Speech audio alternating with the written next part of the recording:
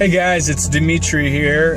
Just giving a quick update regarding my 2015 WRX. Currently I'm at exactly on the dot 1,500 miles, and I'm still very happy with the car, although at this point I have definitely started to notice a few things that I wouldn't describe as deal breakers, but now that the car's settling in and I've been driving it for over a month, I'm starting to notice a few things that are a bigger deal than just the windows not winding up, you know, once you shut off the motor and all that stuff that I was talking about prior.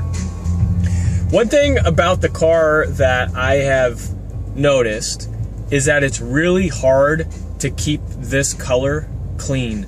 I got the charcoal gray and it gets dirty unbelievably fast. Even the inside of the car, so I guess anyone that has the Limited will probably agree with this, but these seats, there's little holes in the seats on the leather and it gets plugged with like dust and particles from people's clothes really easily. It's really hard to keep this car clean, guys. Even the dash, it gets dusty. I'll dust it and within 2 days it's all dusty all over again. So I'm not sure if that's the same experience everyone else is having. Definitely worth noting. I've never had a car that was so hard to keep clean, and that's also because of the color I chose. Another thing that I've noticed is that the car kind of does have a little bit of a bog down on acceleration in certain gears. I love the traction of this car. It's by far, I haven't launched a single time, and I don't intend to until, you know, maybe I sign back into autocross, which I haven't done for a while. But the traction of this car is incredible. You can gun it and give it full throttle. I haven't really done full throttle yet, but 50% throttle, and, you know, boost at about 18, 17 PSI, and the car will not break traction. I mean, even when it's wet, 50% throttle, the car still just goes. It's phenomenal. And that's with the stock tires. So I know those tires don't even have a ton of traction, so it's pretty impressive. That's more of a positive than a con. I really do have more positive than cons, guys. But I know most people who are shopping for this car, they've heard enough great things. What about the car do people not like? And you really do have to nitpick a little bit. So apologies if I'm doing that. The sound in this car, the stock stereo, is horrible. There's no bass.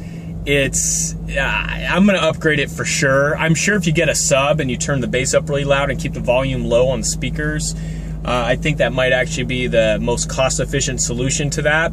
But it really, the sound system in this car, and I don't have the Harman Kardon upgrade, I just have the standard sound, it's pretty bad. It's probably one of the worst stock systems that I've ever personally had in a vehicle.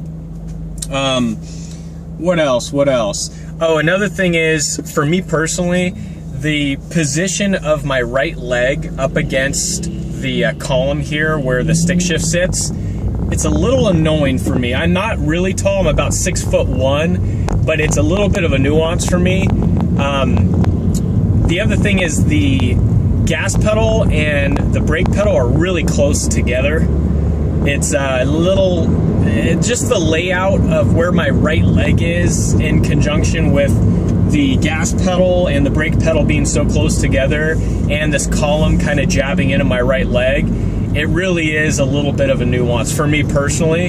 I'm sure for people that are taller, it's even more of a nuance, and for people that are just average height, they probably don't even notice it. Another thing that I've noticed about the car is that engaging the clutch is a little odd in this car. I thought it may have been because I was going through a break-in period, but it's actually something that I would definitely say is, I'm past the break-in now, I'm at 1,500 miles, so I know it's not the car breaking in. The way this clutch engages is a little odd. It kind of catches at an odd point. I'm used to it catching a little later, probably because my last car had more miles and the clutch was a little worn out. But it's not even when it catches, it's how it catches. There's not a lot of play. So from the beginning of your clutch engaging to when it's fully engaged, there's such little play in between there. It takes a while to get used to. And I know a lot of the magazines have stated the same thing, but I'm actually noticing it from a user standpoint. That's all for now, guys. I'm still really enjoying the car. I absolutely love it. I love the way the car looks. I'm excited every morning when I get ready for work to jump into my 2015 WRX. Let me know your thoughts, and I'll get back to you guys when I'm closer to 2,000 miles. Thanks, guys.